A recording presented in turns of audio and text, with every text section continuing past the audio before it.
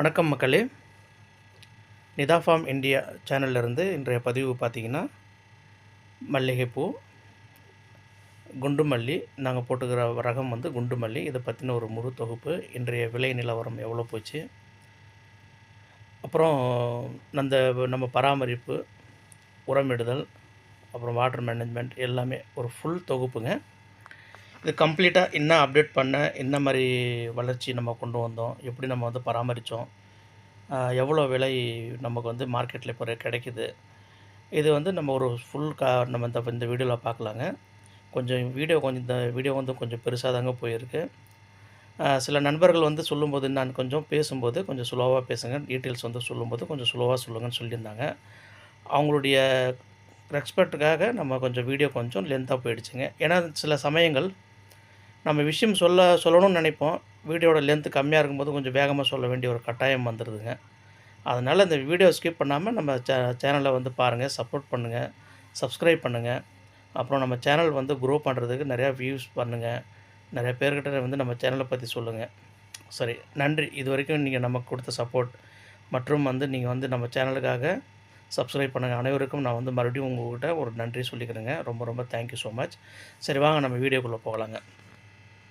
இப்போ இந்த குண்டு மல்லி வந்து பார்த்திங்கன்னாங்க, இப்போ மார்க்கெட்டோட ரேட்டு வந்து பார்த்திங்கன்னா, இப்போது இந்த மே மாதம் ஃபஸ்ட்லேருந்து ஆரம்பித்து ரேட்டு வந்து கொஞ்சம் ஆவரேஜ் ரேட்டு தாங்க. அதாவது ரூ. 120 ரூபீஸ் பர் கேஜி டு ரூ. 200 பர் கேஜி. இது வந்து பார்த்திங்கன்னா, நம்ம பூவோட குவாலிட்டியை வச்சு தான் அவங்க வந்து இந்த டிசைட் பண்ணுறாங்க, அது ரேட்டு வந்து எப்படி போகுது அப்படின்னு சொல்லிட்டு. ஸோ ஆவரேஜ் ப்ரைஸ் நம்ம எப்பவுமே எடுத்துக்கிட்டால் ரூ. 150 நம்ம ஒரு ஆவரேஜ் ப்ரைஸ் எடுத்துக்கலாம். சில நாட்கள் வந்து பார்த்திங்கன்னா ரூ. 90 வரைக்கும் ரேட்டு போயிருக்குங்க.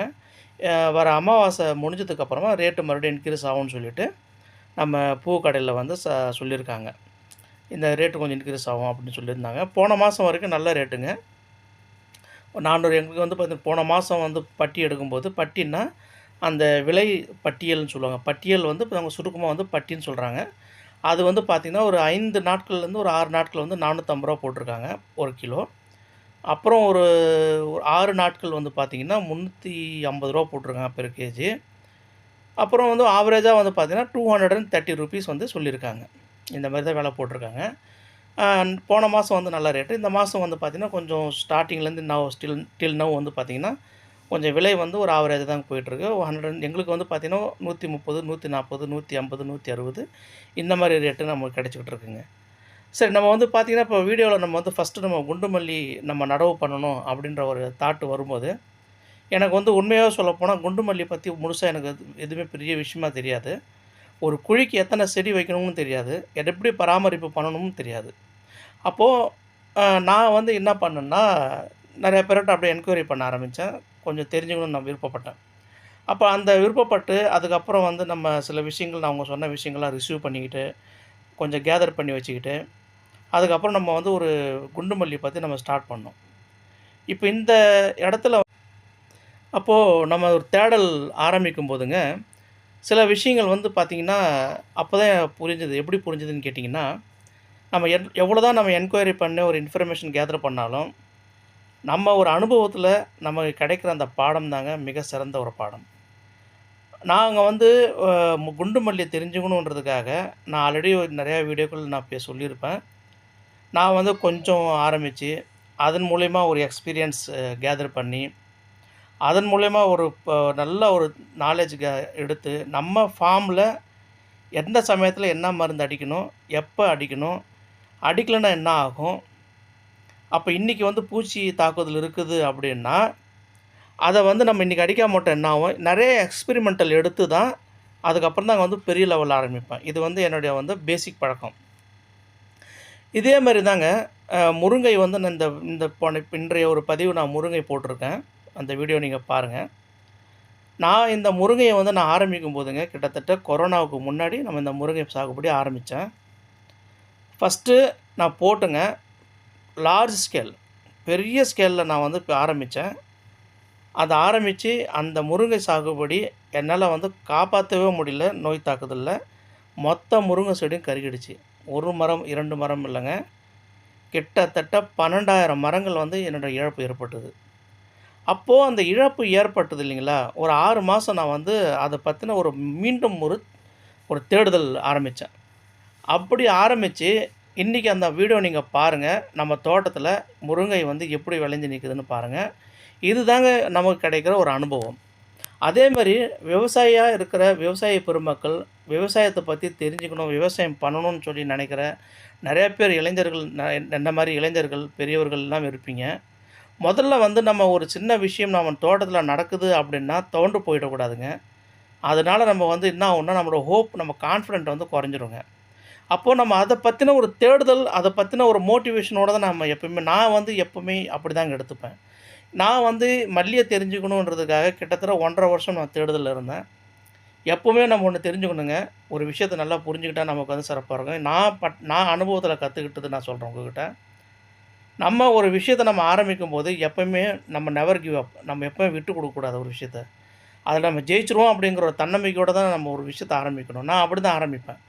நான் ஆரம்பிக்கும்போது பார்த்திங்கன்னா, நம்ம எப்பவுமே வந்து பார்த்திங்கன்னா, ஆயிரங்கள், நான் வந்து ஒரு காலேஜ் படிக்கும்போது சரி, ஸ்கூலிங் படிக்கும்போதும் சரி, விவசாயத்தை பற்றி பேசணும்னா, அது வந்து பண்ண செலவுக்கும் சரி, வந்த லாபத்துக்கும் சரி பெருசாக டிஃப்ரென்ஷியேட் இருக்காது.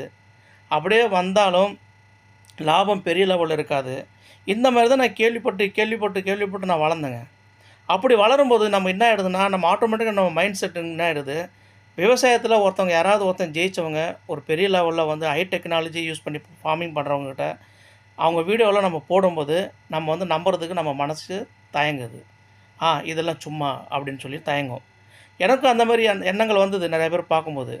அதுக்கப்புறம் அந்த மாதிரி வீடியோ பண்ணவங்களோட இன்ட்ராக்ஷன் பண்ணி, அவங்களோட பேசும்போது தாங்க தெரியுது, அவங்க வந்து பார்த்தீங்கன்னா, கிட்டத்தட்ட அவங்க யூஸ் பண்ணுற டெக்னாலஜி, அவங்க யூஸ் பண்ணுற மெத்தடு, அவங்க இப்போ விவசாயம் பண்ணுறது எல்லாமே வந்து பார்த்திங்கன்னா, நம்ம பண்ணுற விவசாயத்தை விட வேறு மாதிரியான ஒரு விவசாயம். அது வேறு மாதிரியான விவசாயம் எப்படின்னு கேட்டிங்கன்னா, முழுக்க அவங்களோட விவசாயம் வந்து பார்த்திங்கன்னா, திட்டமிடுதலோடு தான் இருக்குது. Planning 100% planning. எல்லாமே பிளானிங்கோடு தான் பண்ணுறாங்க. எல்லாமே மார்க்கெட் ஸ்டடி அவங்களுக்கு நல்லா தெரியுது. ஒரு பயிர் வந்து இப்படி தான் ப்ரொடக்ஷன் கொடுக்கும்னா, அப்படி தான் ப்ரொடக்ஷன் கொடுக்குது. அவங்க வந்து பார்த்திங்கன்னா, செயற்கை விவசாயத்தில் போகலைங்க.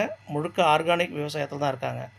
அதில் என்ன பண்ணுறாங்க, தக்கப்பூண்டு, சணப்பை, நவதானியங்கள் இதெல்லாம் விதைச்சி பயிர் பண்ணி 4 போகம் பயிர் பண்ணுற இடத்துல 2 போகம் பண்ணுறது, 3 போகம் பண்ணுற இடத்துல 2 போகம் பண்ணுறது, 1 போகம் அது மறுபடியும் இந்த தக்கப்பூண்டு விதைச்சி மறுபடியும் உழுது பண்ணுறது. இதுமாதிரி நிறையா டெக்னாலஜி இருக்குதுங்க. கமெண்ட்ஸில் சில நண்பர்கள் வந்து கேட்டிருந்தாங்க, இதுமாதிரி லட்சங்கள் சொல்கிறீங்க நீங்கள், அது வந்து பாசிபிலிட்டி இல்லைன்ற மாதிரி சொல்லியிருந்தாங்க. பட் ஐ அப்ரிஷியேட் அவங்களோட கமெண்ட். ஏன்னா 4 பேர் நல்லா சொல்லும்போது ஒருத்தங்க இப்படி கேட்குறது வந்து நமக்கும் வந்து ஒரு நல்லது தான். பட் கண்டிப்பாக நம்மளை ஜெயிக்கலாங்க. இதில் வந்து மாற்று கருத்தே கிடையாது. உறுதியாக சொல்கிறேன், மல்லியில் ஒரு 12,000 செடி வச்சுருக்கிறவங்க நிச்சயமாக ஒரு நாளைக்கு 100 கிலோ பூ எடுக்க முடியும். இது 100% சாத்தியம். இது நான் உறுதியாக சொல்கிறேன். ரூ. 200 போச்சுன்னா கிலோ ரூ. 20,000ன்னா நீங்கள் மாதம் ரூ. 6,00,000. ரூ. 300 போச்சுன்னா நீங்கள் வந்து ரூ. 9,00,000ன்றது நிச்சயமாக சாத்தியமான ஒரு ஒன்று தாங்க. சாத்தியமற்றது எதுவுமே கிடையாது குண்டு மல்லியை பொறுத்த வரைக்கும். எல்லா பயிர்லேயும் வந்து திட்டமிடுதல் சரியாக இருக்கணும், பராமரிப்பு சரியாக இருக்கணும், உழைப்பு சரியாக இருக்கணும். இன்றைக்கி இந்த விஷயம் பண்ணணும் அப்படின்னு நினச்சா அன்றைக்கி அந்த விஷயம் பண்ணியே ஆகணும். விவசாயத்தை பொறுத்த வரைக்கும் நம்ம விஷயத்தை வந்து எப்பவுமே இன்றைக்கி பண்ணுறது நாளைக்கு பண்ணலாம் அப்படின்ற ஒரு தள்ளி போடக்கூடாதுங்க. இதெல்லாம் நம்ம வந்து ஒரு பேசிக்காக பார்த்துக்கணுங்க. இப்போ நம்ம விவசாயத்தை நான் ஆரம்பிக்கும்போது பார்த்திங்கன்னா, 4 அடிக்கு 4 அடி தான் நம்ம வந்து நான் வந்து பிளான் பண்ணேன். அந்த ஒரு 4 அடிக்கு 4 அடி ஒரு குழி எடுத்தேன். ஒரு குழி வந்து பார்த்திங்கன்னா 1 அடிக்கு 1 அடி நீளம், அகலம், ஆழம் எடுத்துகிட்டு ஒரு குழிக்கு வந்து 5 செடி கொண்டு வந்து நட்டேங்க. இது வந்து ராமேஸ்வரத்துலேருந்து கொண்டு வரப்பட்ட செடிகள். இப்போ இந்த செடிகள் வந்து நம்ம வந்து கொண்டு வந்து நம்ம நடும்போது, இந்த செடிகள் நம்ம எப்படி நடணும்னா, அந்த வேர்கள் வந்து நீளமாக இருக்கும். அந்த வேர்களை வந்து நம்ம அழகாக மடித்து அந்த குழிக்குள்ளே வச்சு செடியை நேராக நிற்க வச்சு மண் அணைக்க வேண்டும். மண் அணைச்சி ஆனதுக்கப்புறமா என்ன பண்ணணும்னு கேட்டிங்கன்னா, நம்ம உடனே வந்து நம்ம செடிக்கு வந்து உயிர் தண்ணி விடணுங்க. இந்த உயிர் தண்ணி விட்டதுக்கப்புறமா நம்ம வந்து அதுக்கப்புறம் நம்ம பராமரிப்பு ஆரம்பிச்சிடும். அது பார்த்திங்கன்னா, நம்ம ஒரு 10 நாள், ஒரு 15 நாளுக்கு ஒரு தடவை அதுக்கு வந்து நம்ம கிரவுண்ட் ஃபெர்டிலைசர் கொடுக்கணுங்க. அப்புறம் வாரத்துக்கு ஒரு முறை இல்லை 10 நாளுக்கு ஒரு தடவை நம்ம மேலே வந்து ஸ்ப்ரே பண்ணுங்க. இது ஆரம்ப ஸ்டேஜில் ஸ்ப்ரேவும் சரி, ஃபெர்டிலைசரும் சரி கொஞ்சம் குறைவாக கொடுக்கலாம். காரணம் கேட்டிங்கன்னா, நம்ம செடியை வந்து வளர்க்குறோம், ப்ரொடக்ஷன் வராதுங்க. அப்போ நம்ம செடியை வளர்க்கணும்னு பார்த்திங்கன்னா, நம்ம எந்த அளவுக்கு குறைவான பராமரிப்பு பண்ணுறோமோ, அந்த அளவுக்கு செடியோட வளர்ச்சி நமக்கு குறைவா தாங்க இருக்கும். எந்த அளவுக்கு நம்ம செடியை வந்து நம்ம வந்து ஊட்டச்சத்து கொடுத்து, ஃபெர்டிலைசர் கொடுத்து நம்ம வளர்க்குறோமோ, அந்த அளவுக்கு நம்ம செடி வந்து வளர்ச்சி அடையும். அப்போ எந்த அளவுக்கு நம்ம செடி வளருதோ, அந்த அளவுக்கு புரொடக்ஷன் கூடும். இதுதான் கான்செப்ட்டுங்க. அதாவது எவ்வளோ பிரான்ச்சஸ் இருக்குது, எவ்வளோ நமக்கு வந்து துளிர் எடுத்து வருது, அதை பொறுத்து தான் நமக்கு அரும்பு கட்டுறது எல்லாமே அதை பொறுத்து தான் அமையும் எல்லாமே. அப்போது நம்ம இந்த ஃபெர்டிலைசர் கொடுத்து செடியை பராமரிப்பு பண்ணி பண்ணி கொண்டு வரும்போது, ஒரு 3 மாதம் வரைக்கும் பார்த்திங்கன்னா, செடியில் இருக்கிற எல்லா இலைகளும் உதிரும். புதுசாக பிரான்ச் எடுத்துகிட்டு சின்ன சின்ன பிரான்ச் எடுத்து மறுபடியும் வரும், செடி வளரும். இப்படி செடியை வளர்ந்து வளர்ந்து என்ன பண்ணும், ஒரு ஸ்டேஜில் ஒரு 6 மாதம் வரைக்கும் நம்ம செடியை வளர்த்துட்டோம்னா, இந்த செடியிலேருந்து நமக்கு வந்து அறுவடை ஸ்டார்ட் ஆகுங்க. இந்த அறுவடை ஸ்டார்ட் ஆகும்போது தாங்க நம்ம சில விஷயங்கள் வந்து நம்ம புரிஞ்சுக்கணுங்க. அது என்னான்னு கேட்டிங்கன்னா, நான் புரிஞ்சுக்கிட்டது உங்கள்கிட்ட ஷேர் பண்ணுறேன். அதாவதுங்க, நம்ம செடிக்கு வந்து ஃபெர்டிலைசர், கிரவுண்ட் ஃபெர்டிலைசர்ன்றது அடி உரங்கள் இல்லைங்களா? மேலே ஸ்ப்ரே பண்ணுறது வந்து பார்த்திங்கன்னா, ஃபங்கஸ் ஆசிடு, இன்செக்ட் ஆசிடு, இந்த மாதிரி வந்து இந்த லார்வா, இதெல்லாம் வந்து புழு, கொசு, இது எல்லாமே நம்ம தமிழில் சொல்லணும்னா இலப்பேன், வால்பேன், அதுக்கப்புறம் வந்து பார்த்தா நூற்புழு, அதுக்கப்புறம் இந்த இலை சுருட்டு புழு, பச்சைப்புழு, அதுக்கப்புறம் வந்து பார்த்திங்கன்னா இந்தமாரி கொசு, இது எல்லாமே சேர்த்து நம்ம மல்லி செடியை பொறுத்தவரை சீக்கிரம் அட்டாக் பண்ணுங்க. அப்போது இந்த மாதிரி நம்ம ஒரு அட்டாக் பண்ணும்போது இதுக்கு வந்து நம்ம ஸ்ப்ரே பண்ணுறோம். இது எல்லாமே வந்து பார்த்திங்கன்னா நோய் தாக்குதலுக்கு உண்டான ஸ்ப்ரேயிங்கு இல்லைங்களா? இது போக நமக்கு இந்த செடியை வந்து இன்னும் பூஸ்ட்டாக கொண்டு வந்து ப்ரொடக்ஷன் கொடுக்கணும் அப்படின்னு பார்த்திங்கன்னா, நம்ம இது கூட ஹார்மோன் சேர்க்கணும். ரொம்ப ரொம்ப நல்லதுங்க. ஹார்மோன் நமக்கு எப்படி விட்டமின்ஸ், ஹார்மோன்ஸ்லாம் தேவைப்படுதோ அந்த மாதிரி தாங்க நம்ம இந்த செடியை நம்ம பண்ணணும். இதில் வந்து பார்த்திங்கன்னா, சிறப்பானதாக வந்து பார்த்திங்கன்னா, நான் மறுபடியும் ரிப்பீட் பண்ணுறேன் பாருங்கள். அடி உரம் வந்து பார்த்திங்கன்னா, ஃபேக்டாம்பாஸ் தி பெஸ்ட்டுன்னு சொல்கிறான். 20-20-0-13 ஃபேக்ட்டு ரொம்ப ரொம்ப சிறப்பு. என்பிகேல 20-20-0-13 சூப்பர், நல்ல உரம். டிஏபி, யூரியா ரெண்டுமே நல்ல உரங்கள். அது போக வந்து பார்த்திங்கன்னா, மேலே வந்து பார்த்திங்கன்னா அசிபிட் வந்து நல்லா வரும். தைமோத்திசம் தி பெஸ்ட்டு. அது கூட வந்து நீங்கள் சேர்த்து நீங்கள் காம்பினேட் பண்ணிங்கன்னா, மோனோரோடாபாஸ் நல்ல உரம், நல்ல ஸ்ப்ரேயிங். இதெல்லாம் வந்து டெலிகேட், இதெல்லாம் நல்ல பூச்சிக்கு உண்டான மருந்துகள். நீங்கள் வந்து ஒரு ஹார்மோன் சொன்னேன் இல்லைங்களா? இந்த ஹார்மோனுக்கு வந்து பார்த்திங்கன்னா, நல்லா பூ எடுக்கணும்னு பார்த்திங்கன்னா, விப்புல், விஷால், டபுள் இருக்குது. கூடவே வந்து பார்த்திங்கன்னா ஜிப்ராலிக் சேர்த்துக்கலாங்க, போரான் சேர்த்துக்கலாம். அது கூடவே நீங்கள் வந்து பார்த்திங்கன்னா என்பிகே வந்து பார்த்திங்கன்னா 19-19-19 இந்த மருந்து நீங்கள் வந்து ஒரு அடி உரம் வந்து நல்லா தண்ணியில் கலக்கி அதை வந்து மேலே நீங்கள் தெளிக்கும்போது நல்ல பிரான்ச்சஸ் வந்து நல்லா கூடும். நமக்கு வந்து அறுவடையும் நல்லா வருங்க. இது வந்து நம்ம வந்து ஜஸ்ட்டு நம்ம சொல்லிட்டோ இல்லை நம்ம கேட்டுட்டோ நம்ம ஒரு தடவை பண்ணோம், மாதம் ஒரு தடவை பண்ணுறோம், அப்புறம் 1.5 மாதம் ஒரு தடவை பண்ணுறோம் அப்படின்னா நிச்சயமாக நம்ம மல்லியில் இந்த மாதிரி அறுவடை எதிர்பார்க்கவே முடியாதுங்க. 100%. நம்ம இது 15 நாளுக்கு ஒரு தடவை பண்ணணும், வாரத்துக்கு ஒரு தடவை ஸ்ப்ரே பண்ணணும். தேவைப்பட்டால் 4 நாள் கூட நம்ம தேவைப்பட்டால் பண்ணியே ஆகணுங்க. காரணம் கேட்டிங்கன்னா, செடியில் புழு தாக்குதல் இல்லாமல் நம்ம பாதுகாப்பாக நம்ம செடியை வச்சுக்கிட்டாலே 100% நமக்கு வந்து லாபம் வர ஆரம்பிக்கும். இப்போ நம்ம விவசாயத்தில் நம்ம ஜெயிக்கலாம், நமக்கு நல்ல வருமானம், லட்சங்களில் வருமானங்கள் வரும். அதன் மூலம் நம்ம வாழ்வாதாரத்தை நம்ம பண்ணலாங்க. இது எல்லாமே வந்து பார்த்திங்கன்னா, ஏதோ இடத்துல நம்ம கேட்டுட்டு உங்கள்கிட்ட இந்த வீடியோவில் ஷேர் பண்ணுறது இல்லைங்க. என்னோடய நோக்கமே வந்து பார்த்திங்கன்னா, நான் விவசாயத்தை வந்து தெரிஞ்சுக்கிட்டு நான் ஆரம்பிக்கும்போது எனக்கு வந்து இந்த மாதிரி ஒரு முழு தொகுப்பு ஒரு வீடியோ வந்து எனக்கு எங்கேயுமே கிடைக்கலைங்க. சில விஷயங்கள் சொன்னாங்க, சில விஷயம் சொல்கிறதில்ல, சில விஷயம் சொல்ல மாட்டாங்க. ஒரு செடி, ஒரு குழிக்கு எத்தனை செடி வைக்கணுங்கிறது கூட எனக்கு தெரியாதுங்க. அப்போது இந்த மாதிரி ஒரு தடுமாற்றம் யாருக்கும் இருக்கக்கூடாது. இதில் எந்த விவசாயத்தில் வந்து அதாவது நான் எல்லா விவசாயத்தையும் பண்ணிட்டு தாங்க கடைசியில் இந்த விவசாயம் நான் தேர்ந்தெடுத்தேன். வேர்க்கடலை போட்டேங்க, அதுக்கப்புறம் வந்து பார்த்திங்கன்னா பச்சைப்பயிறு போட்டேங்க, அதுக்கப்புறம் உளுந்து போட்டேங்க, கொள்ளு போட்டேங்க கொஞ்சம். இதெல்லாம் பண்ணி பார்த்துட்டுங்க, அப்புறம் வந்து காய்கறிகளை வந்து பார்த்தீங்கன்னா செடி அவரை போட்டேன், வெண்டைக்காய் போட்டேன், கத்திரிக்காய், இது எல்லாமே போட்டேங்க. இது எல்லாமே வந்து பார்த்திங்கன்னா நமக்கு எவ்ரி 3 மந்த்ஸ் நமக்கு வேலை இருக்குது. நம்ம அறுவடை ஆனதுக்கப்புறம் மறுபடியும் ஏர் ஓட்டணும், மறுபடியும் விதை வாங்கிட்டு வரணும், இல்லை செடியை வாங்கிட்டு வரணும், மறுபடியும் ஆளுங்களை வச்சு நம்ம நடணும். நட்டதுக்கப்புறம் மறுபடியும் நம்ம வந்து அதை பராமரிக்கணும். செலவு வந்து நம்ம எக்கச்சக்கமான செலவுங்க. இது மல்லி, முருங்கை, அப்புறம் வந்து பார்த்திங்கன்னா இந்த தென்னை, அப்புறம் தேக்கு மரம், சந்தன மரம், செம்மரம், இதெல்லாம் எப்படி பார்த்திங்கன்னா ஒரு முறை நட்டதோட சரிங்க. அதுக்கப்புறம் நம்ம 15 வருஷம் மல்லி நட தேவையில்ல. 10 வருஷம் பட்டன் ரோஸ், பன்னீர் ரோஸ் நட தேவையில்ல. 10 வருஷம் வரைக்கும் வரும். முருங்கை வந்து 15 வருஷம் கன்ஃபார்மாக வருங்க. அது நம்ம வந்து மறுபடியும் ஒன்றுமே பண்ண தேவையில்ல. தென்னை மரம் உங்களுக்கு எல்லாருக்கும் தெரியுங்க. நான் சொல்லணும்னு தேவையில்ல. 60 வருஷம் நல்லாயிருக்கும். தேக்கு மரம் 20 வருஷம், 30 வருஷம், 100 வருஷம் கூட நீங்கள் வச்சுருக்கலாங்க. உங்களுக்கு வருமானம் தேவையில்ல. மரமாக இருந்தால் கூட வச்சுக்கலாங்க. சந்தன மரம், செம்மரம் 30 வருஷம் இருந்தால் கூட நீங்கள் இருக்க லாபம் தாங்க உங்களுக்கு. இது எல்லாமே அந்த மாதிரி பயிரை நான் ஏன் தேர்ந்தெடுத்தேன்னா, ஃபஸ்ட்டு நம்ம வந்து ஏர் ஓட்ட தேவையில்லை. ஆளுங்களை கூப்பிட்டு வந்து மறுபடியும் பிளான்டேஷன் பண்ண தேவையில்ல. நம்ம வந்து பராமரிப்பு செலவு குறைவு. இப்போ நம்ம மல்லி செடியை வச்சு வளர்த்து நம்ம வந்து பராமரிக்கணும் அப்படின்னு சொல்லும்போது, நமக்கு செலவுகள் எவ்வளோ ஆகும் அப்படின்னு பார்த்தீங்கன்னா, நமக்கு ஒரு 30லேருந்து 45 சென்ட் அளவில் நீங்கள் வச்சுருக்கீங்க அப்படின்னா, உங்களுக்கு அடி உரத்துலேருந்து மேல் உரங்கள் எல்லாமே சேர்த்து 10லேருந்து ஒரு 15,000 இருந்தால் போதுங்க செலவு. இது வந்து உர செலவு. இப்போ இந்த இடத்த நம்ம வீட்டில் இருக்கிறவங்க ஒரு 3லேருந்து 4 பேர் இருக்காங்க அப்படின்னா, நமக்கு மேன் பவர் காஸ்ட்டு 0 தேவையில்லை. நம்மளே உரம் போட்டுக்கலாம். நம்மளே வந்து மருந்து அடிச்சிக்கலாம். எல்லாமே பண்ணலாம். இப்போது நான் வந்து 4 ஏக்கர் பூச்செடி போட்டிருக்கேன் சொன்னேன் இல்லைங்களா? நான் வந்து அதிகபட்சமா நான் ஆளுங்கள வந்து நான் கூப்பிட்றது எதுக்குன்னு கேட்டிங்கன்னா, களை எடுக்க மட்டும் தாங்க கூப்பிடுவேன். அப்புறம் பூ பறிக்க தாங்க கூப்பிடுவேன். அதுக்கு போக வந்து பார்த்தீங்கன்னா, எக்ஸ்ட்ரீம் லெவலில் எங்களுக்கு ஒர்க் லோட் அதிகமாக இருக்குது அப்படின்னும்போது நான் கூப்பிடுவேங்க. மருந்து அடிக்கிறதுக்கு வந்து பார்த்தீங்கன்னா, மிஸ்டர் ஷாஜான் அவங்களே வந்து ஹேண்டில் பண்ணுறாரு ஃபுல்லா. அவங்களே பார்த்துக்குறாங்க. அப்புறம் அடி உரம் வைக்கும்போது நான் கூப்பிடுவேங்க. எப்போல்லாம் எனக்கு ஆள் தேவையோ அப்போல்லாம் நான் கூப்பிடுவேன். ரெகுலராக நம்ம பார்க்குறது பூ பறிக்கிறதுக்கு ஆள். அப்போ நமக்கு வந்து ஒரு ஒரு கிலோவுக்கு வந்து ரூ. 40 நம்ம பேமெண்ட் பண்ணோங்க. அப்போ ரூ. 40 நம்ம பேமெண்ட் பண்ணால் ஒரு கிலோ அவங்க பறித்து கொடுத்துருப்பாங்க. 10 கிலோ பறிச்சாங்கன்னா ரூ. 400ன்றது கொடுத்துருவாங்க. அப்போ நம்ம சராசரியாக நம்ம ஒரு 35, 40 சென்ட்டில் வந்து பார்த்திங்கன்னா 20 கிலோ பூன்றது சாதாரணமாக வருங்க. பட் யாரும் சில பேர் நம்ப மாட்டீங்கன்னா 10 கிலோ நீங்கள் வச்சுக்கிங்க உங்கள் கணக்குக்காக. 10 கிலோ எடுத்து நமக்கு வந்து ரூ. 2,500 கிலோ போகுதுங்க. ரூ. 100 கிலோ போகுதுங்க. அப்போ இதில் மிடில் நம்ம ஆவரேஜ் ப்ரைஸ் எப்படி எடுத்துக்கணும்னு பார்த்தீங்கன்னா, ரூ. 300 நம்ம எடுத்துக்கலாங்க 10 கிலோவுக்கு. அப்போது ஒரு நாளைக்கு ரூ. 3,000 நமக்கு வருங்க.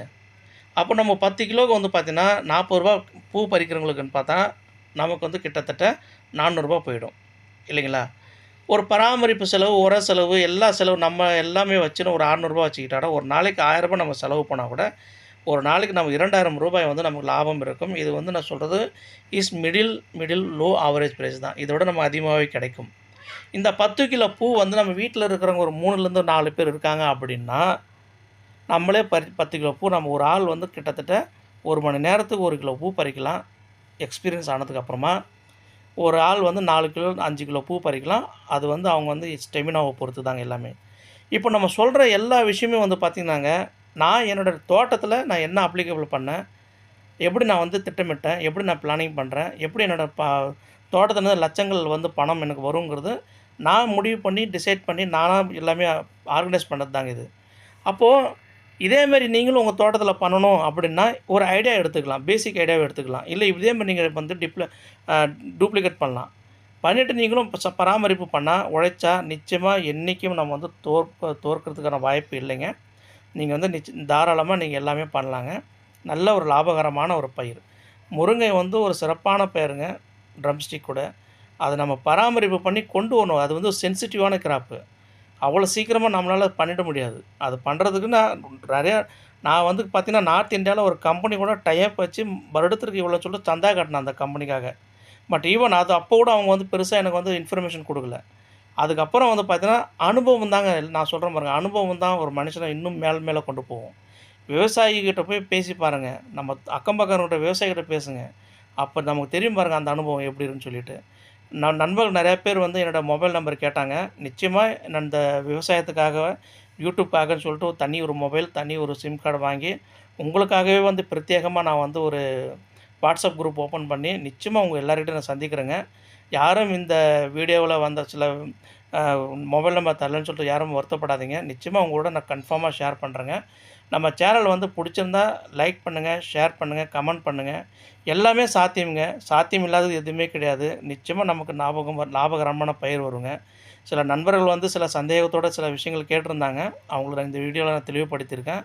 மேலும் உங்களுக்கு இன்னும் நிறையா சந்தேகம் இருந்தால் நிச்சயமாக நான் இன்னும் ஒரு 1 மாதம் 1.5 மாதத்தில் நான் ஒரு நம்பர் ஷேர் பண்ணுறேங்க. என்னோட இன்ட்ராக்ஷன் பண்ணுங்கள். நான் ஜூலை மாதம் வெக்கேஷன் வரும், ஊருக்கு இந்தியாவுக்கு வரேன். அப்போ நண்பர்கள் யாராவது விருப்பப்பட்டு தோட்டம் வந்து பார்க்கணும்னு நினச்சோட நிச்சயமாக நீங்கள் வந்து you can come any time. Always welcome to all of you. And thank you so much for your great support and to growing my channel. நான் இன்னும் உங்கள்கிட்ட ரிக்வஸ்ட் பண்ணுறது என்னன்னு கேட்டிங்கன்னா, நம்ம channel still needed more subscribers, still needed more viewers. So because my channel want to be in explore to all of them, all of our agri farmers, so everyone want to be get the good benefit to everyone. So that actually I'm requesting to you, நம்ம channel வந்து subscribe பண்ணுங்கள். Thank you so much. Thanks a lot.